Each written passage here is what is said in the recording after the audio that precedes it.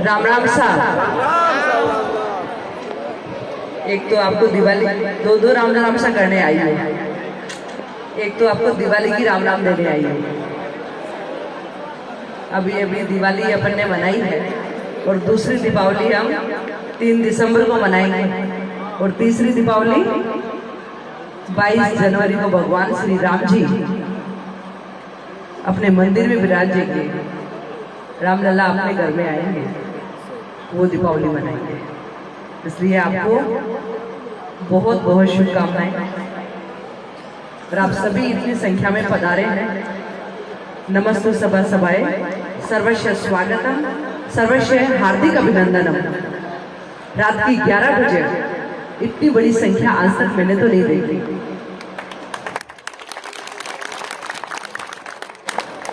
क्योंकि अभी पार्टी अलग अलग जगह मुझे अलग अलग विधानसभाओं में भेज रही है प्रवास के लिए, और हर विधानसभा में 10-10, 11-11 बजती भी है, पर वह इतनी संख्या नहीं होती और महिलाओं की इतनी संख्या नहीं देखी। और यहाँ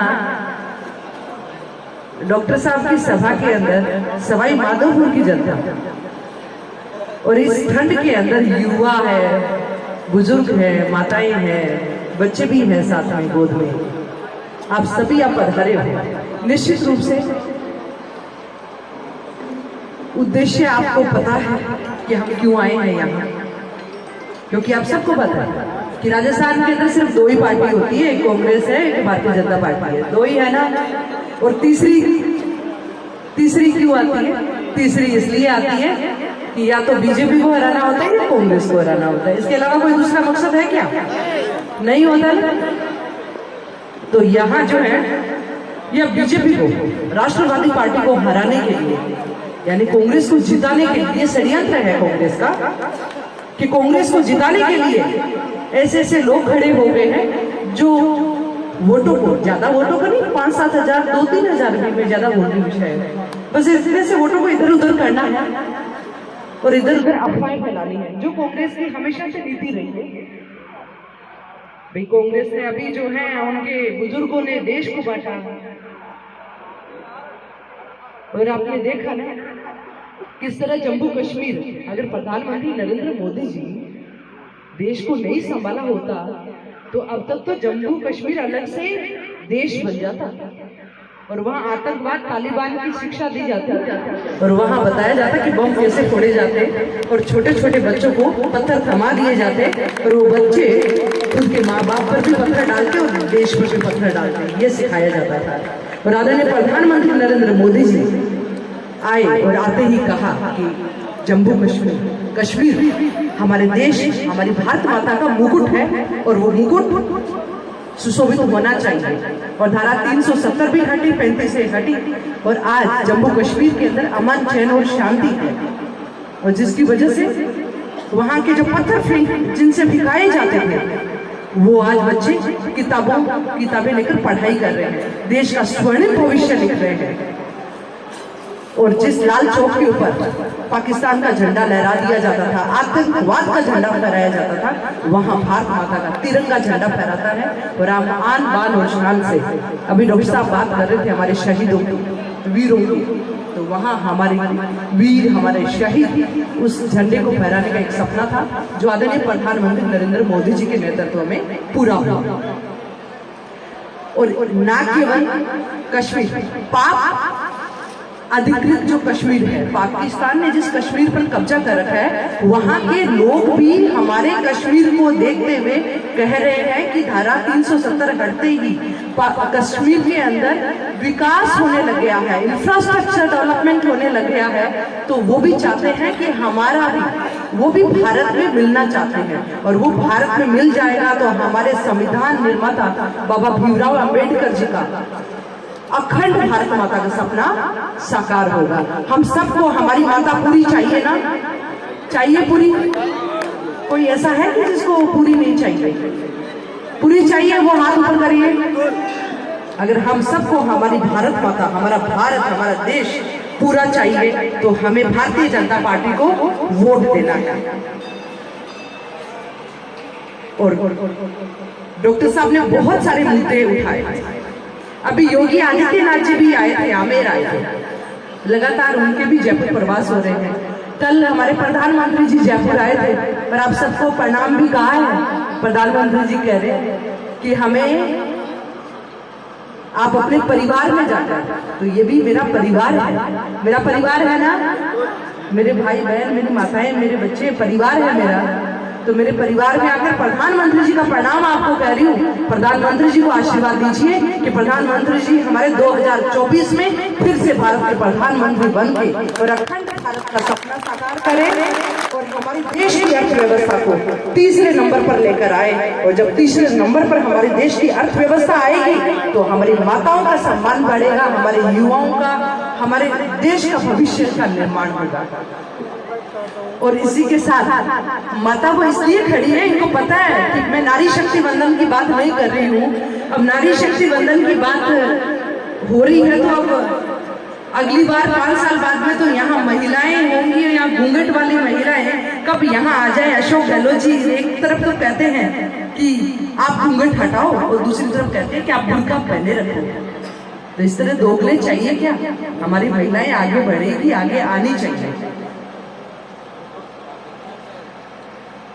और आपको बता रही थी कि यूपी के मुख्यमंत्री योगी आदित्यनाथ जी आए थे, जिनको बता रहे थे वो कि हमारे यूपी के अंदर सारे माफिया, नकल माफिया, भू माफिया, मंदिर माफिया, जो भी माफिया है, सारे माफिया खत्म हो गए। या तो माफिया जेल के अंदर है और या फिर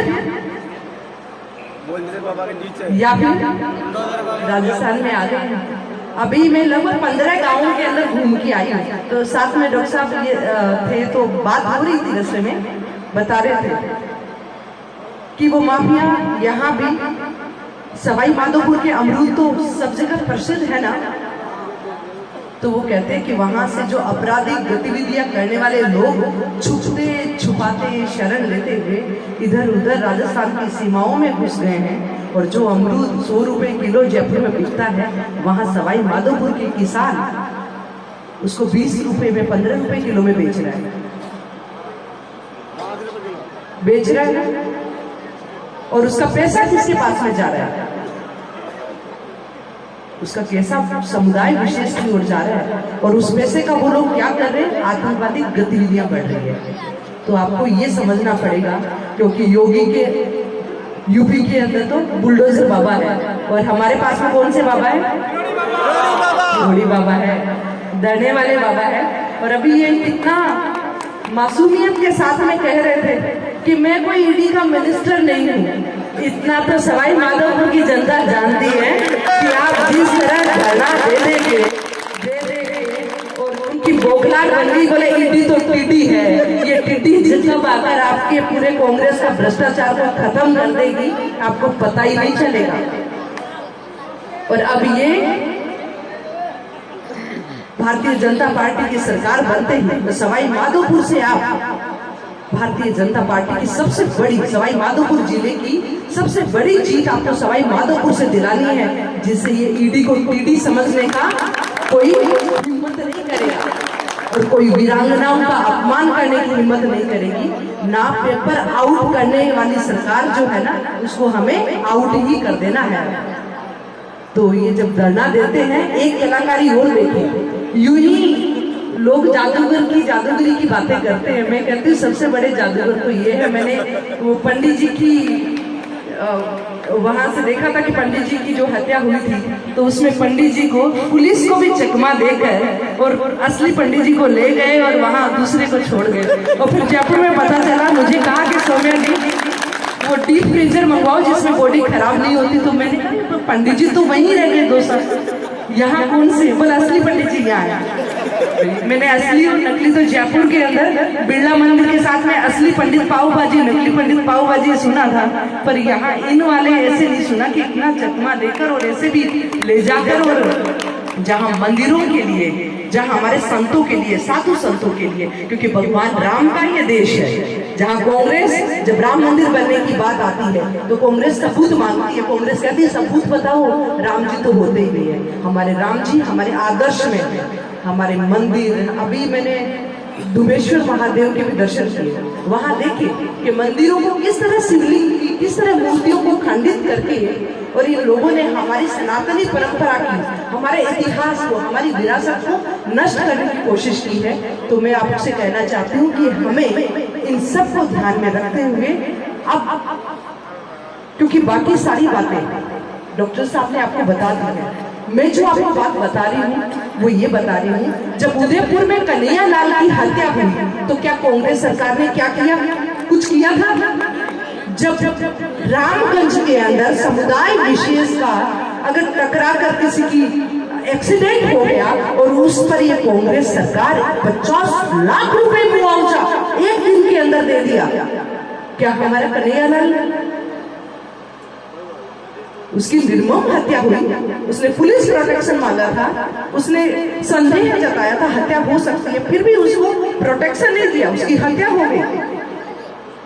और आप सोचिए कि ये दोगली नीति है कांग्रेस की। और आप सवाई माधोपुर के भी आप वासियों को सबको कहना चाहते हूँ कि अगर 5 साल आपने देखा और 5 साल के अंदर, जैसे अभी तो आपके सिर्फ बाग है, अमरूदों के बाग के अंदर प्रवेश किया है, अभी आपके अमरूदों की खेती में आए हैं और आपने अगर अभी नहीं ध्यान दिया तो ये रामगंज बन जाएगा सवाई माधोपुर। आपको बचाना है अभी से। देखा है रामगंज आपने, वहां से सब पलायन कर गए, फिर आपके खेत भी हड़पेंगे, आपकी घर भी रखेंगे और आप कहां जाओगे? इसलिए अभी भी समय है। अभी जहां गांव में घुसी, हालांकि बहुत ज्यादा नहीं है, पर कहीं कहीं मुझे दिखा कि कोई बोल रहा है कि नहीं साहब इसका नहीं उसका नहीं, तो फिर मैं समझ गई थी कि ये कांग्रेस का षड्यंत्र है। कांग्रेस का षड्यंत्र ये है कि कैसे भारतीय जनता पार्टी को हटाए। उनको ये नहीं पता है कि कल मोदी जी का जो जयपुर के अंदर रोड शो था, वहां लाखों लोग वहां खड़े होकर स्तब्ध होकर एक साथ में खड़े हुए भगवान गोविंद की नगरी में, और जो आशीर्वाद था भगवान का वो अद्भुत था, देखने लायक था। और डॉक्टर साहब जैसे बता रहे कि भारतीय जनता पार्टी की 130 से ज्यादा सीटें आएगी, मैं कह रही हूँ कि आपका आशीर्वाद रहा तो इससे भी ज्यादा सीटें आएगी, पूरे बहुमत की सरकार बनेगी। इसलिए आप भारतीय जनता पार्टी की सरकार को बनाने के लिए आपका मत अति आवश्यक है। अभी डॉक्टर साहब बता रहे थे कि मैंने तो पूरी राजस्थान की बात करी, आप भी अपनी बात बता देना। तो डॉक्टर साहब ये मेरी बात तो पूरी जानते हैं, उन्होंने देखा है कि कैसे राजधानी की इनकी बेटी, कैसे राजधानी जयपुर राजस्थान की राजधानी है और उसकी महापौर किसको बनाया? भारतीय जनता पार्टी ने आपकी बेटी को बनाया।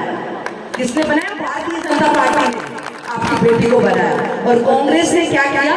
एक बार हटाया तो दूसरी बार सुप्रीम कोर्ट से मैं आया, दूसरी बार हटाया मैं दूसरी बार आई, तीसरी बार हटाकर चुनाव करवा दिए थे, वोटिंग करवा दी थी कि भाई इससे पीछा इन तो ये तो इनकी जाति इनके खून में होता है। अभी भी मैं ट्रैक्टर चला के आई हूँ, आज सुबह से कुछ गाँव में ट्रैक्टर रैली निकाली और मैंने महिलाओं को, कुछ को जो बहादुर महिलाएं थी वो ही बैठी ट्रैक्टर में साथ में, क्योंकि कुछ महिलाओं ने तो सोचा पता नहीं ट्रैक्टर ये चला रही है कैसा चलाएगी, कहीं हमें पटका देगी, इधर उधर पटक देगी। तो कुछ महिलाओं को बिठाकर भी ट्रैक्टर चलाया। तो उनको पता होना चाहिए जब इतनी बहादुर वाली, तो कांग्रेस से हिम्मत नहीं है देखने की, क्योंकि आपने 5 साल पहले देखा था वोट किसी और के नाम पर दिया, खेती किसी और ने की, मेहनत किसी और ने की, फसल कोई और काट के ले गया और बेच कोई और गया।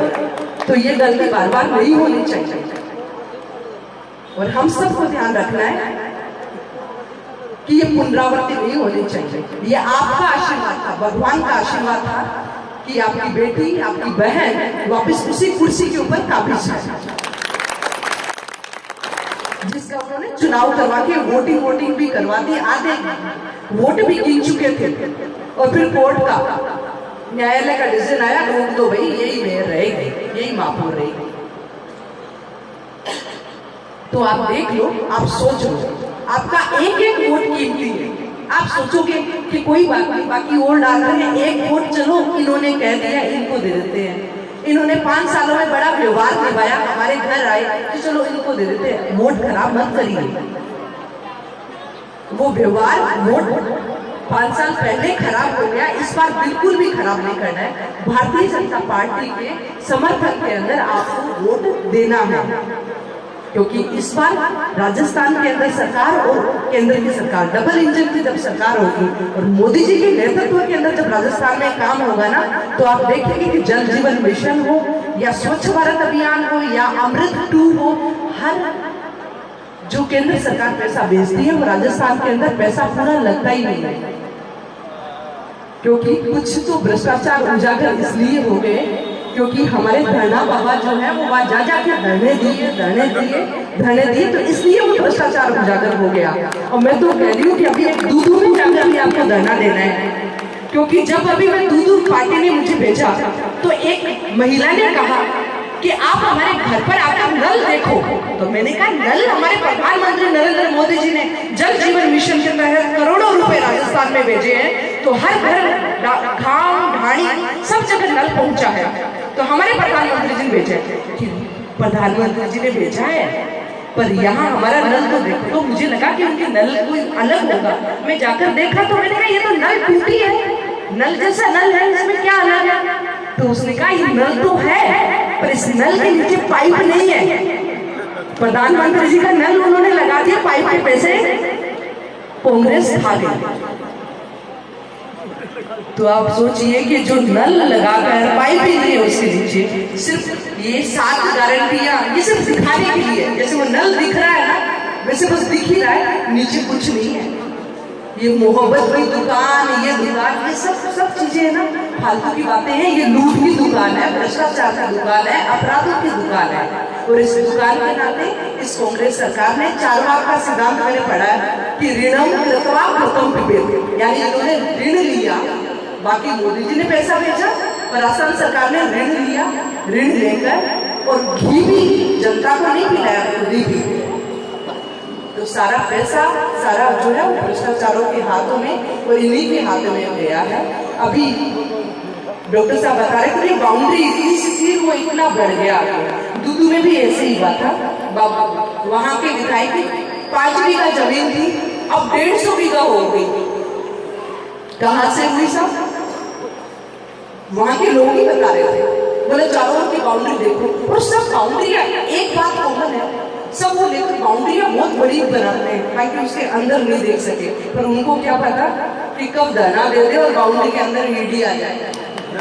तो इसलिए आपको अपना मत, अपना समर्थन, और मैंने ये भी कहा कि भाई मैं जहां जिस जगह आई हूँ यहाँ आप लोगों के बीच में परिवार के साथ में आई हूँ और अपील करने के लिए आई हूँ। भारतीय जनता पार्टी पर आप जो भरोसा रखते हैं, मोदी जी की दृढ़ता पे भरोसा रखते हैं और हम देश से प्यार करते हैं और भगवान श्री राम को प्यार करते हैं, तो इस बार भारतीय जनता पार्टी के पक्ष में समर्थन देना है। और मैं भी जिस दिन काउंटिंग होगी 3 दिसंबर को, तो मैं booth wise list Sawai Madhopur की लेकर बैठूंगी और मैं देखूंगी कि भाई यहाँ कितने वोट दिए, मैं जिस गाँव में गई वहां से कितने वोट दिए, और आप वोट आप देंगे, मैं आपसे वापस ऐसे ही मिलने के लिए आऊंगी। और जयपुर भी ज्यादा दूर नहीं है, आप नगर निगम आओ, वहां घर आओ, क्योंकि आपके काम भी जयपुर में पड़ते हैं। ये रोड टोंक रोड सीधी जयपुर ही जाती है, तो आप सीधे जयपुर आओगे तो वहां भी आपकी बहन, आपकी बेटी आपके लिए तैयार बैठी है। तो आपको भारतीय जनता पार्टी के मत में समर्थन देना है। इसी के साथ में आपको जय हिंद, जय भारत, बहुत सारी आपको शुभकामनाएं, और आप 100% मतदान अवश्य करना। कहीं ट्रैक्टर और ट्रॉली के चक्कर के अंदर आप सोचो कि ठीक है, वैसे आप मत करना, मतदान अवश्य करना। धन्यवाद।